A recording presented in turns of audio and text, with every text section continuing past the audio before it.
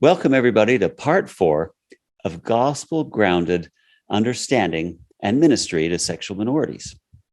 We're now moving into part 4, which we've called Going and Doing How to Minister. And this section has several subsections in it that you can just watch separately, or you can go with us through the whole journey. And as we've already said, this is a complicated issue, especially because there is such a disconnect between where the world sees this and the way that the transcendent gospel truths see this. And it's doubly complicated because some of those worldly concepts have come into the church in various ways. And we have our own ways we're responding to this. So we've got several different subsections here, as you can see in this slide. First is we have to do the inner work. We can't take someone else a place we aren't at ourselves. And so some of those things we may be aware of, and some of them you may not be until we walk through this. What's your own relationship to the law of chastity, to the family proclamation, to these things? You can't help someone go where you haven't been. So that's the first thing. We have to get clear about what's going on inside ourselves. Then we want to get clear about the interpersonal and societal dynamics that we're all swimming in, we're all dealing with.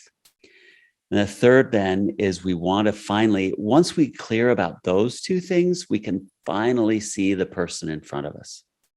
We can finally do away all the stuff that might be blocking us from seeing that person, all the stuff around the world that might be blocking us and them from seeing themselves and us seeing them. And then we're going to talk about some specific subpopulations that you're going to be dealing. How do you help singles in the church that are sexual minorities? And a lot of that, frankly, will apply to singles no matter what their sexual experience is. And then those that are married and opposite sex dating, those that are seeking that, we'll talk about that. Then we're going to do some actual case studies that you might encounter as you're doing this ministry. Things you'll hear from sexual minorities and how you might respond in a gospel-grounded way. And then we'll just have some final thoughts. So here in section 4.1, we'll talk about how to get clear within yourself. We need to do our own interpersonal work so that we can effectively minister to others. If we don't, everyone else, we're just going to cast them as stock characters in our own personal psychodrama. So we've shown this slide many times before, but we're going to again. Where are you able to engage with people and yourself? Yep. Do you want to speak to this again, Dan? Yeah. So here on the sand, this is where we do religion. And it's our experiences and thoughts and feelings and commitments and culture and community. I go to church. I have a religion, right?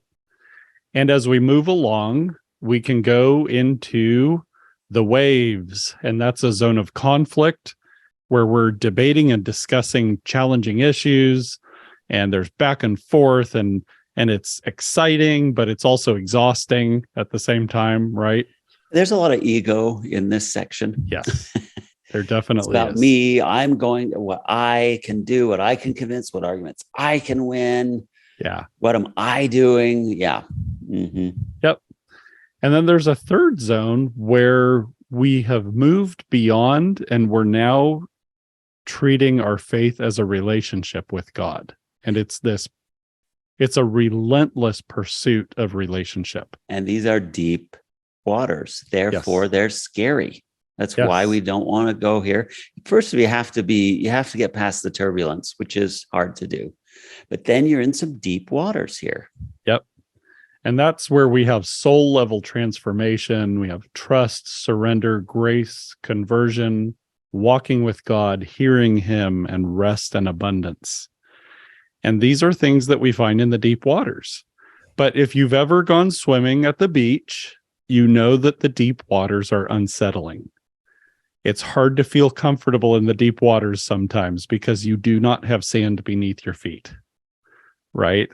You've left a lot of the certainty. Yeah. Yeah. Occasionally you might come over a sandbar and you'll be like, wow, there's something solid beneath my feet. But a lot of this is just engaging with this peace and stillness that's beyond all of the waves and the loudness of the shore. And it's a wonderful place to be. But again, it is kind of unsettling to be just kind of floating and swimming out where it's quiet like that. So the question becomes, where am I? Right? Which zone? If I have only ever been on the beach, I can't take someone to the deep waters. Right? And the next question becomes, where is the person I'm ministering to? Do they know the deep waters, or are they on the sand and in the waves? Have they shown a willingness to go right deeper? If they're not there, you may be able to help invite them in there, but do they show that willingness? And you'll see how they respond to various invitations. Right. Where are they willing to go? That's that question. So I have a friend who confided in me that he was attracted to men. And it was a really interesting conversation talking with him about his faith, right? And this was a guy who grew up in the church, fantastic member of the church. And he said, I have a rock solid testimony of Heavenly Father, and that Heavenly Father answers prayers. And I said, what about Jesus Christ? And he said, I don't know. And said, okay, let's talk about Jesus Christ, right? And let's maybe have you read the Gospels. And he did. He went there. He went to the deep. He went right there, and it was this phenomenal transformation that he underwent. It didn't fix him, right? Didn't fix all his problems and his challenges. He didn't lose his attraction to men, but he was vastly more capable of processing all of his challenges by engaging with the person of Jesus Christ, right? And going into those deep waters. But not everybody is going to be willing to do that. Mm-hmm. One of our favorites, Scott Peck. I believe this is from Road Less Traveled. So we saw this a lot in part 3, folks, if you watched it. Looking at binaries, being reductive in our thinking can lead us to falsehoods, or as Scott Peck calls them, heresies. Truth is always a paradox. And what he means by that is there's seeming contradictions. If any of you have done 12-step work, a lot of 12-step things are paradoxes, and yet they're still true. Yep. And Scott Peck says, if we only teach one half of the paradox, you will teach heresy. And nowhere do we see this more with love. Right. I love Scott Peck's definition of love is the will to extend oneself for the purpose of nurturing one's own or another's spiritual growth. Think about that. That is a definition if there ever was one. Uh-huh. You mean this just feeling of affection that I have is not enough? No, it's not love. Right. But you can see in Scott Peck's definition, that's someone who does that will go in the deep waters with you. Yep. Right. And will be willing to tell you uncomfortable truths that you may experience as painful. Yep. That you may experience in the moment as not real pleasant. Right. And if you have a false idea of love, might call unloving, but you would be wrong. Love is as love does. Love is an act of will. Notice so far he hasn't even talked about feelings, right? Love is an act of will, both an intention and an action. The intention is important, but so is the action. Will also implies choice. We do not have to love. We choose to love. It is not only possible, but necessary for a loving person to avoid acting on feelings of love. To proceed very far through the desert, you must be willing to meet existential suffering and work it through. In order to do this, the attitude toward pain has to change. This happens when we accept the fact that everything that happens to us has been designed for our spiritual growth. So you, as someone who wants to minister to a sexual minority, are you willing to sit with your own pain? Are you willing to sit with someone else who's in pain and not have to have that go away for you or them? Can you see how, if you have internalized these truths, you're going to be in a very, very different place as far as ministry than somebody who just thinks love is something that I feel. And I'm going to try to help this person feel it's, from me. It's just a happy feeling. Uh-huh. And I feel it towards people on TV, feel it towards my cat, my dog, feel it towards everybody. And if I'm going to be loving towards you, my job is to help you feel that. Right. Now, we hope people can open themselves up to experiencing love, above all, love of God. From us, sure. But that is only part of what we're trying to do as someone who's loving someone else. Right. So, still digging deep, what do you really believe about sexuality? This is going to affect how you minister. Even if you don't say it, it will affect what you don't say. Yep. And people will hear what you don't say. It will affect how clear you're willing to be. And when we're not clear, we're being confusing. And as Elder Christopherson said, it is not kind to be unclear. I agree with him. So, do you feel the law of chastity is unfair and unrealistic, even for some heterosexuals? So let's talk about Dan Reynolds, Love Loud guy, Imagine Dragons. He had some negative experiences around this, which I don't want to be judgmental, but I wonder if he's worked through his own painful experiences there.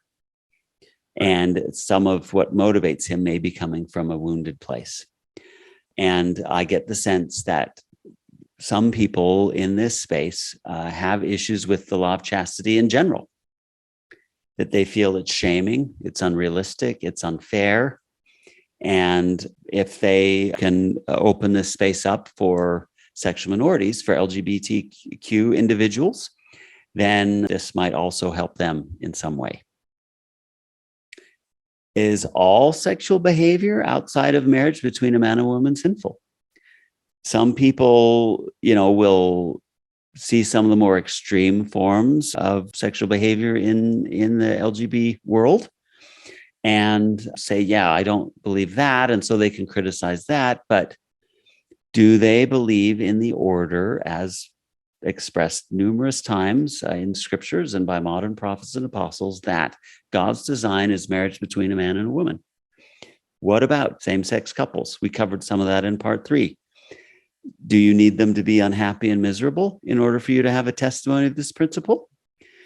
Or does the fact that you see happy, loving, thriving same-sex couples make you doubt this principle? And we drill in on all these things. Dan's got a whole series on the Family Proclamation that will do this so you can drill into this as you do this personal inventory. If you feel you're unsteady, I'm just going to encourage you to do some of that inner work. And I think Dan's series on the Family Proclamation could help you here. But more than anything, your willingness to go into deep waters within yourself is going to affect this. So let's talk about a tale of 3 bishops. These are 3 bishops I've known or worked with, and they all talk about different ways to respond and minister. So one is a bishop I know who stopped supporting the proclamation on the family. And the way he put it to me was, I have sex every day with my wife, and I love it. And I cannot imagine my life without having that. And I think it is unfair to ask someone else to forswear and renounce what I love and appreciate and enjoy so much in my own life. That shows a certain view of sexuality. And you go back to part 1 about what this is, on how that might inform your beliefs on that. I know another bishop, he was in a married student ward who he had people coming to him with some issues around sexuality. I don't know that, there were a lot of sexual minorities, but there were things like, again, some of these were not sexual minorities. They say things like, I used to be attracted to my spouse and I'm not anymore. What do I do? My wife asked me if I think she's beautiful, and I don't. Should I lie to her? And then when sexual minorities would come to him, he'd say, well, I'm sure that's because you've been sexually abused. And so here's what you need to do to deal with your sexual abuse. He wasn't really listening. He was preaching, but he just took refuge and he'd give him scriptures to read. He'd give him talks to do. And all those can be good, but there was missing this listening step of being willing to see the person in front of him. And in fact, both of these bishops so far can't really see past their own things, can they? The third bishop, Dan, you were in this ward with me. We would often, when we were singles, Dan and I would get the annual pornography talk, the annual chastity talk. Don't treat young. Sometimes we'd get it just in elders quorum. Sometimes we'd get it over the pulpit. But we'd get it, pornography's bad. Don't treat the daughters of God this way. But I love the way this bishop did it. He said, everybody's been affected by the law of chastity. This is something that's attached to each of us.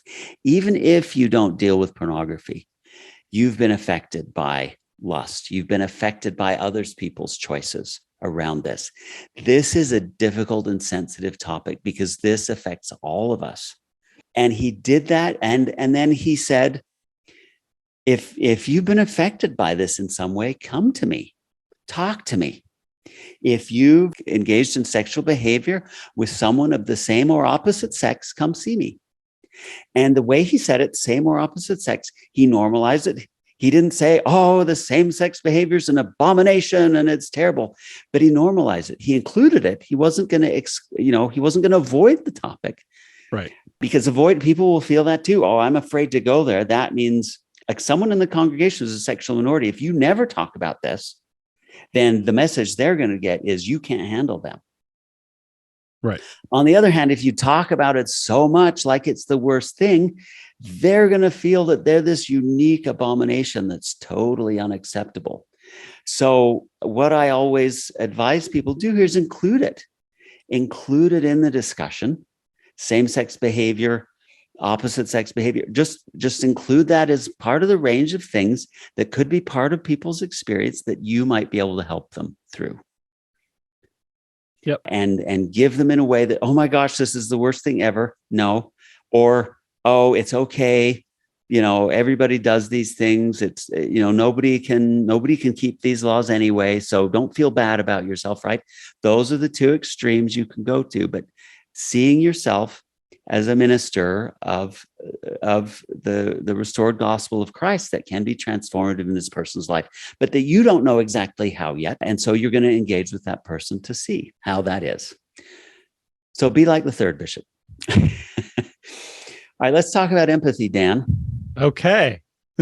So here we have two people. All right. And I read a discussion of empathy a little while ago, and the great atheist philosopher Nietzsche, he was very critical of empathy.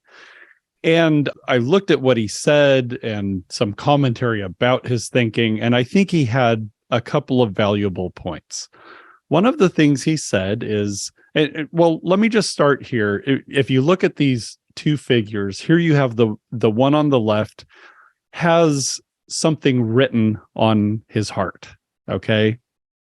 So the scriptures talk about the process of conversion to the gospel as having God's law written on our hearts, right? So if you're ministering to somebody and you have empathy, that's a wonderful thing, right? Empathy is a gift. Now, if you are ministering in an empathetic way and you have God's law written on your heart, then you're going to be in a different situation than somebody who doesn't. So if you look at this, you can see here, if somebody has God's law written on their heart, then they can compare that against narratives that this other person might be holding. They might have adopted all kinds of worldviews and erroneous views of sexuality and things that go against the gospel, right? But if you have God's law written on your heart, if you are actually converted to the principles in the family proclamation and the law of chastity, those, you really have internalized the value of those things through the Spirit, then you can actually kind of, you can say, okay, I see the things that you believe. I don't need to adopt those because I already have God's law written on my heart. Now, if I do not have God's law written on my heart, then what is going to happen is a transfer. Okay, I'm this empathetic person.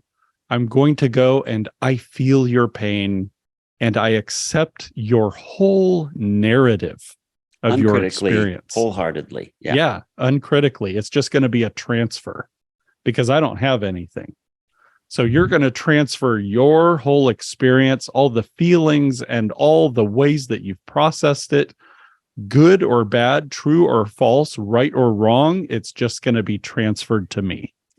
And the more, of course, that you will adopt that person's certitudes, they feel really strongly about it, you're going to feel really strongly about it. Right. And that's the problem of having empathy without any principles. Yes. Or convictions. And so we're going to use an extreme example here. This is a reducto ad absurdum, admittedly, but this is what can happen, allegedly. I hope this story actually isn't true. But I know the woman blinded herself. So this woman blinded herself with drain cleaner because she believes she should have been born blind.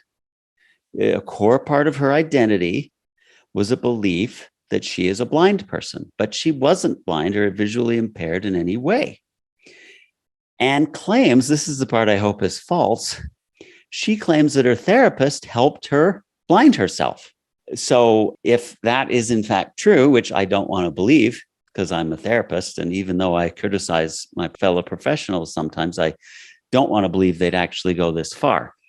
But that would be, if that did actually happen, that is a case of empathy run amok.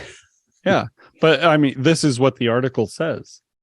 Yeah. She claims she found a sympathetic psychologist who agreed to pour drain cleaner into her eyes. The two first met for a few weeks to make sure shooping was ready.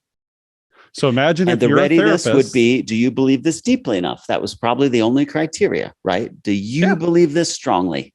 Right. If you're a therapist and you approach somebody like this and you don't have any convictions about how best to engage with reality and how best to process a narrative like the one that she has, if you don't have any personal convictions about that, you might just internalize that person's narrative. Mm-hmm. Right. And you can hear my own resistance to accepting reality. Like, I can't believe this actually happened. I don't want to. So I'll just be open about my resistance to reality. That's the first step of mindfulness. I don't want to believe this therapist exists, but it could be true. Yeah. Yeah. Because it is the logical conclusion of what Dan's describing here. Right. Okay, so in the spirit of part 3, where we talk about two false binaries, here are two false binaries between allies and enemies. You will hear some people describe themselves as allies. You won't usually hear people describe themselves as enemies unless they say they're trolls or they enjoy being provocateurs. So these people do exist, I guess, where they just take great joy in being provocateurs, but they will certainly get cast here, and people will allow themselves to be made into enemies because of this polarization, this partisanship we've talked about a few different times. So here on the ally side, this is on the empathy. These are people whose empathy has run amok because they haven't grounded.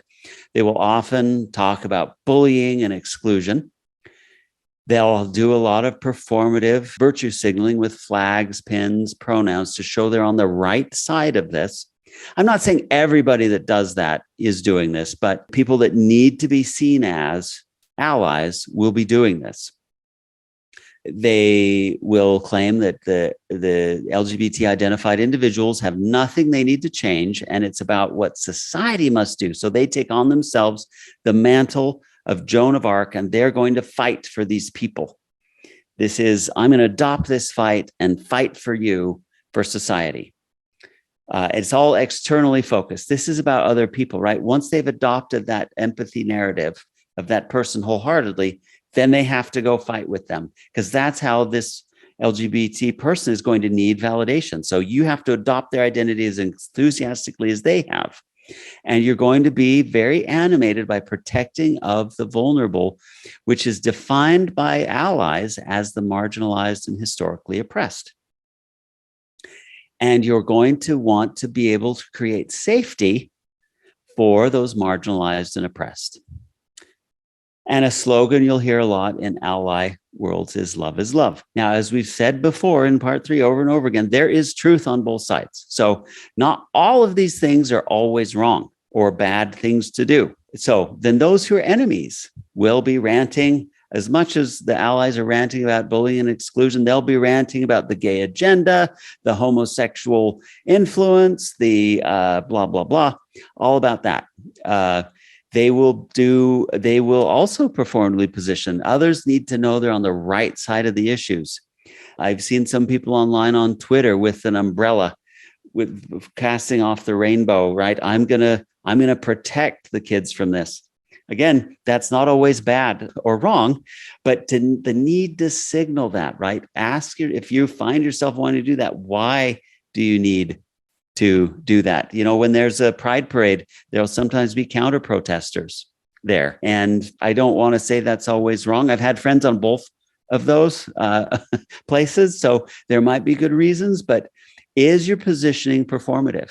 Is it because you need people to see you as the right one, right? Everything bad that's happening in society is this gay agenda. It's these LGBT folks. If they just go away or go back in the closet or quit being so represented, our kids would be fine, or whoever.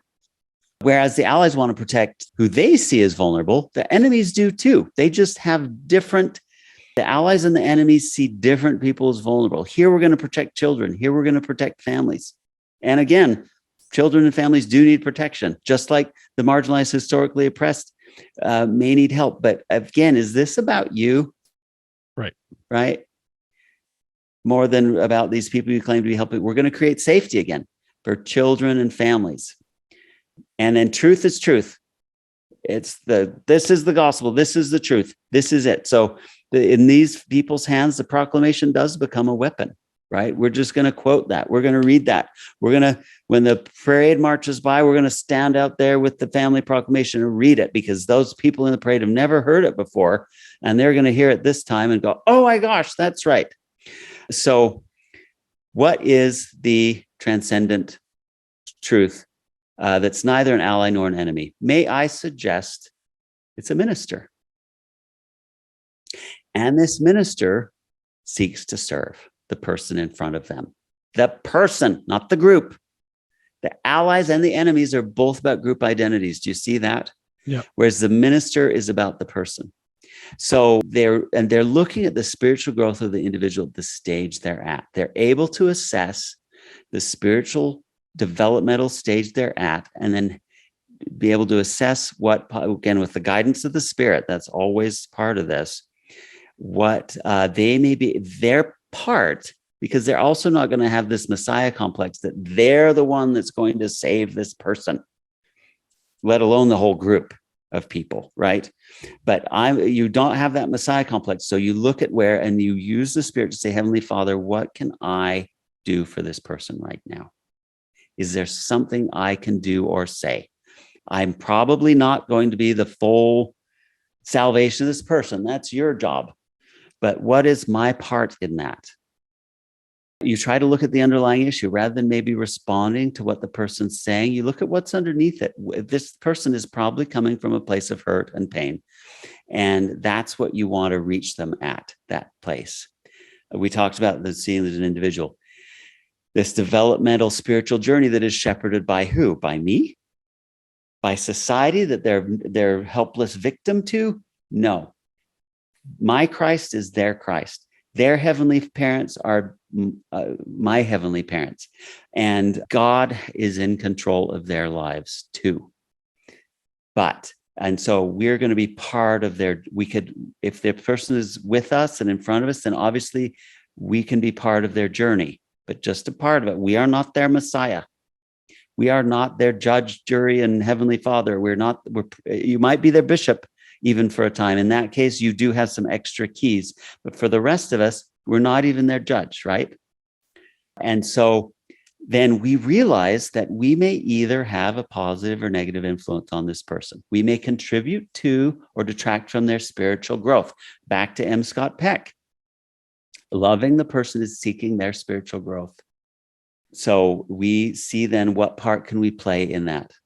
We want to nurture that person toward an ability, I should probably say a greater ability to accept and live according to reality, divine laws, divine design, and them experiencing God's love. We're going to nurture them toward a greater capacity to do that. And all of us are not complete in this area. So what can we do to help move this person closer to that point? Love is seeking the best for the person, not necessarily validating wherever they are currently at. That certainly we want to acknowledge their experience and let them know we care. We're going to have a Henry Eyring quote later about this, but you want to certainly meet them where they're at.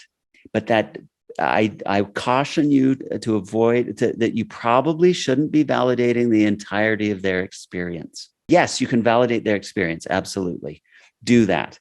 But their story around their experience, how they're characterizing that and living that out, I would caution you against doing that fully, or you might end up pouring drain cleaner in somebody's eyes. Again, I'm being extreme, but I'm pointing out the extremes. So metaphorically yes, speaking, you can damage them. Metaphorically, you could damage them and you could blind them. Yep. You could, and you don't want to be a party to that.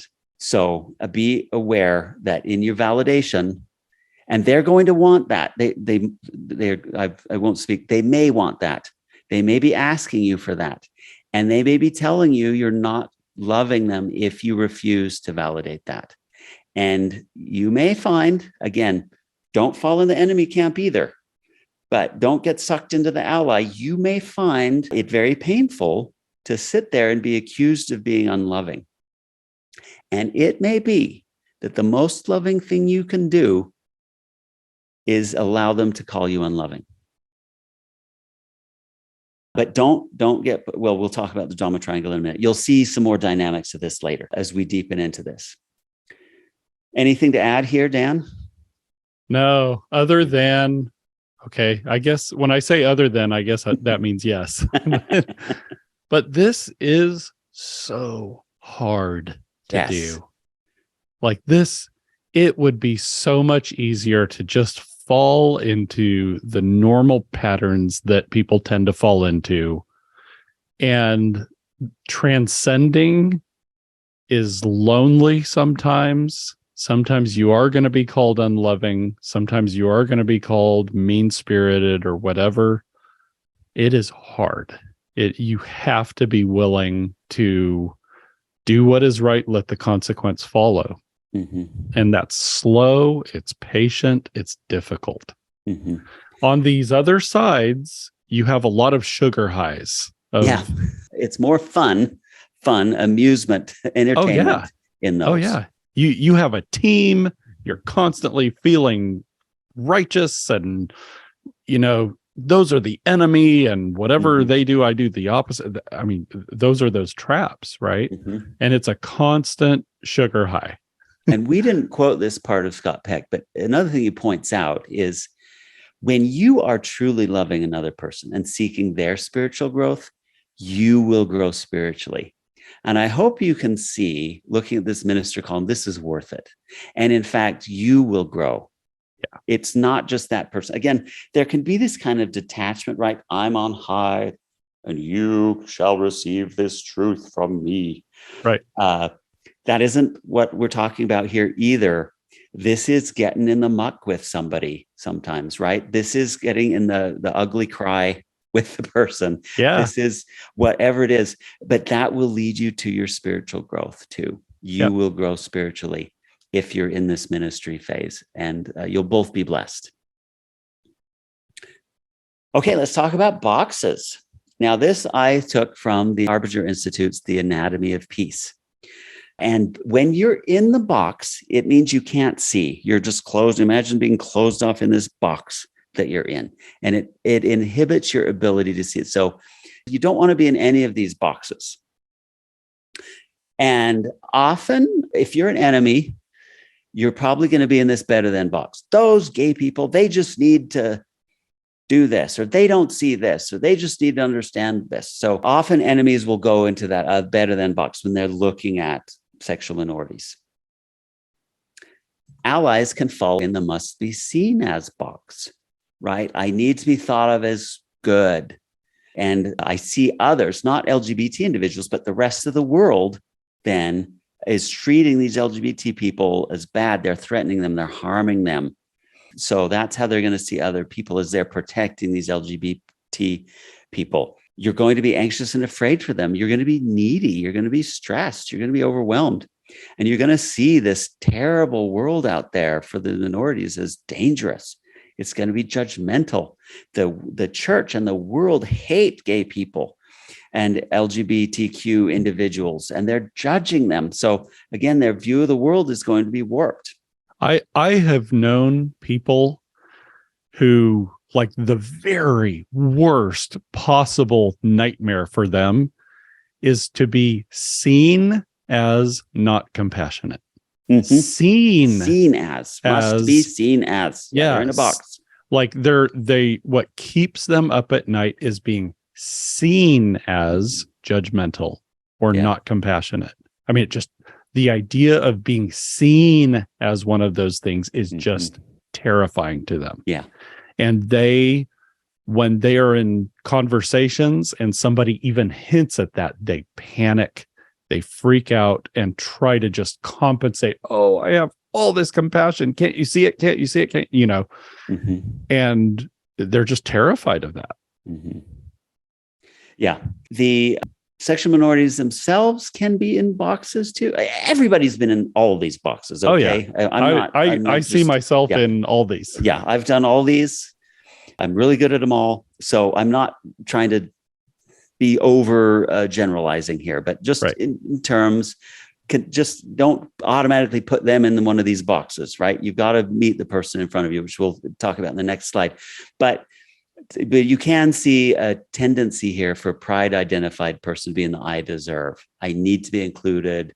I deserve this because of how much I've suffered. You can hear some themes from some pride identified sexual minorities there. Whereas the shame identifieds will often be in this worse than box. I'm terrible. I'm worse than any other saint. Everybody's other sins are worse than mine. It's hard. It's impossible. I can't do it. There's going to be some helplessness. There's going to be some envy of other people's circumstances that's going to come out here. And it's easy to flip between these boxes, right? That happens all the time too. All right, here's another principle from the Harbinger Institute, which they call the pyramid of change. Where are you at with this person in their pyramid of change and yourself? So you have to be out of the box. They call it the box, but you need to be out of any of these boxes. Any of these boxes you shouldn't be in. So get out of any of those boxes, get your heart at peace. And by the way, read this book. It will transform your life. It's a wonderful book. You cannot help someone unless you're out of the boxes and you have a heart of peace. Then you learn to build relationships with others who have influence on that person.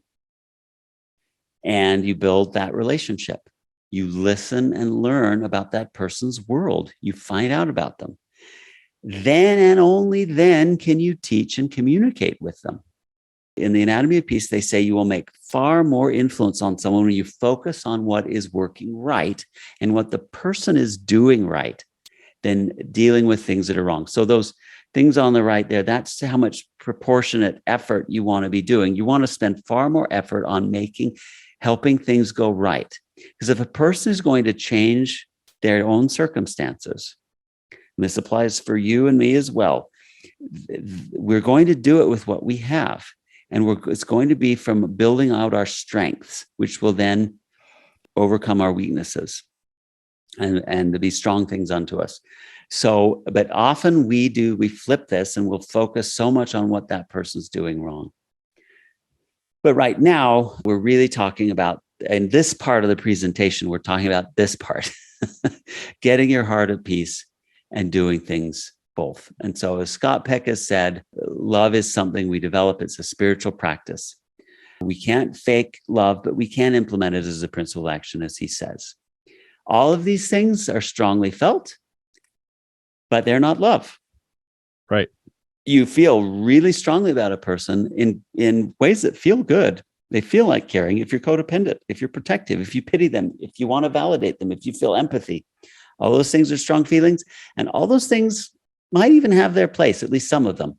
Empathy has its place. Validation has its place, I think, but used with wisdom and judgment. The others, I'm not sure are useful ever, but. So Jeff and I, one of our very favorite books is The Great Divorce by C.S. Lewis. And there's a character in that book who pities. Yes. And she calls it love. Yes. And it's mother. So, it is excruciating to like. She makes herself and the object of her pity miserable. Yeah. And she thinks that's being loving. Yeah. And when people challenge her, she's like, "Oh, you're terrible. You're not loving. You're not loving. You're terrible." Right. Yeah. It ends up being so isolating for her. Yeah. Yep. And makes everybody else miserable. But cannot make heaven miserable. But that's another side topic. It's a wonderful book. Go read it. It's short. You can read it in the afternoon. Yep. Am I trying to ease this person's distress or help them grow? And notice your own, again, since this is about ourselves, when someone tells you something painful or distressing or awful, something terrible that other person did, do you want to get on your horse and ride out and right that injustice? Do you want to immediately ease this person's pain? And you're all of a sudden thinking about words you might say that can help them feel better. I've done both of those things, so I'm not pointing any fingers. Oh, I look at this slide and I say, I feel convicted. Yes, yes. On all counts. Yeah. So, but if you can notice these things coming up for you, that's 3/4 to 9/10 of the battle. It really is. But what happens when we just have to rush to help them feel better? They feel that, and what they hear is, "You can't handle me," and they're going to clam up, and they're going to feel even more broken. So compassion means to suffer with, and maybe suffer for. If your suffering is necessary, and we talked earlier, some of this suffering is unnecessary, is self-inflicted, but some of it isn't. And so if we're willing to suffer with and for this person, we're being Christ-like. Now, we're not going to replace Christ, but Christ does call us to walk this path, and that means that's a path of suffering. And that moment with that person may require you to be willing to suffer. And the avoidance of suffering is the cause of much mischief and pain and sorrow. And poor mental health. Poor mental health. Yep. So check for inspiration and seek to do the Lord's will for this person. So sometimes that person's distress is because God is in their lives. Right? I think of some of the most painful moments in my life that led me to growth. Maybe it was a job change. Maybe it was my same-sex attraction that I just wanted gone. But that there were so many lessons I learned about myself, about God, about truths through that process that now I would not want God to deny it of me. And so what if someone had the magic wand to say, bing, the straight fairy kissed you. Now you're not attracted to men. God was working with me through that. So why deny that of me? And so we don't always have full stewardship. And so we may not be given a glimpse of this, but sometimes we are. And sometimes I'll want to be saying, oh, you poor dear, I'm so sorry, there. And I will hear the Spirit whispering, no, Jeff, I need this person to be going through this. Don't work against me. It's not like I can thwart God's work, but I can make myself more miserable and maybe this person more miserable than they need to be. And so God's clearly not designed mortality to ease and avoid distress. Right. That is part of the experience, even as a lot of it's also unnecessary, right? Those are both true. And so we need to see that we work with God in this developmental process this person is on. And so what is your will for me and this person at this time is our prayer we need to ask, not how can I help this person feel better in this moment? Hopefully, a lot of the time, those are going to be the same thing. And we can help that person feel better, and we should help that person feel better. So that's probably often right. But I want us to go deeper and ask, what is your will for me with this person? And how can I speak to what they see? So here's some scriptures that talk about this. King James Version says, ye ask and receive not because ye ask amiss, and ye consume it upon your lust. When you're praying for that person in front of you, try not to ask amiss. And I changed lust to pleasures, right? This is, again, is this about you? Is this about your comfort or pleasure? Pleasure's a little bit of a strong word here. But again, in Judges, in the King James, he says to them, go and cry unto the gods which ye have chosen, and let them deliver you in the time of the tribulation. What he's warning about here is we can fall into idolatry as a way to avoid distress. We'll go to a false gods to deliver us in the time of judgment. And so an alternate translation, the NASB, it says, let them deliver you in the time of your distress. So cry unto those gods. Sometimes we will seek false gods in our distress rather than the true and living God. Beware. That's all I'm saying. Often you are supposed to ease distress, right? We are supposed to be comforting, but not always. So just make sure you're working with the Lord and his purposes. All right, let's talk about this drama triangle. Dan, you know this one. You want to talk about the drama triangle? The drama triangle is a set of tendencies and narratives. And it's where we get pulled into kind of almost a prefabricated set of tendencies to view situations in terms of victims, persecutors, and rescuers, right? Instead of saying, oh, here's a situation and the good or bad of it is ambiguous and we can learn from it or whatever. No, you just say, okay, I'm going to play the rescuer role, which is where everybody wants to be. Yeah. Right. People living in the drama triangle world, there's only 3 roles available. 3 and only 3. Right. And if you're in drama triangle world, that's it. You're going to be one of these. And as Dan says, the only fun one is rescuer. Right. Right. So you'll hear a lot of people, in discussions of sexual minorities in the church. Well, the church is the persecutor, right? And the sexual minorities are the victims, and I get to be the rescuer. Yeah. And it's a very intoxicating narrative. Yeah. And if you have the enemy standpoint, you'll say the persecutors are those gays, that gay agenda. And I am going to save the church from these people that are infiltrating the church. Right. And the church is the victim, or these are children of the victims or whatever. Right. And these are unhealthy narratives, but it's so easy to get sucked in. I've been sucked into these over and over again. And people will want you to be there. They will want to, if you refuse to go into one of these boxes, they will try to force you, and they will put so much pressure on you. They'll probably turn you into a persecutor. If you refuse to play this game, you are a priori a persecutor. And so again, part of your inner work may need to be willing to be cast as a persecutor, not be willing to persecute. You don't ever want to persecute, but you need to be willing to be cast as a persecutor. I have kind of a personal policy around my social media use where if I'm in discussions on things and people keep trying to pull me into the drama triangle, I block them. Yeah. I actually block them on social media. Social media is off almost all, Yeah. especially some of them Right. are almost all drama triangle. Yeah. And you've got to be aware of this. And there are people who this is where they operate. They will try to pull you into it. And if they are persistent, I block them just for my own well-being. Yeah. Because I know how intoxicating this is. I know how easy it is. The only way, as they said in War Games, the 80s movies, we both love these movies. The only way to win is not to play. Yes. Don't play this game. Play this game instead. The empowerment triangle says, how can you help someone rather than rescue them or fix them? You don't see this person as a helpless victim, but they are the ones that are the architect of their growth. So this is the empowerment triangle. And here you are. I say the self-awareness is the difference between the drama triangle and the empowerment triangle. If you are aware you're getting sucked in the drama triangle and you resist that, you're automatically putting yourself in this empowerment triangle.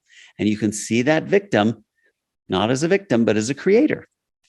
You see the persecutor as someone who's a challenger, who's maybe going to spur that person next growth. Why did Jesus pick Judas, right?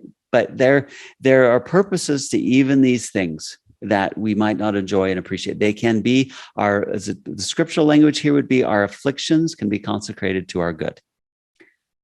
And the challenger is assertive, and they help the creator find constructive ways of getting their needs met without punishing them. And they call forth growth in others. And the skill they help teach is assertiveness. The coach is about caring, and he's asking, how can I help you? Instead of taking over, the coach asks the creator, how can I help you?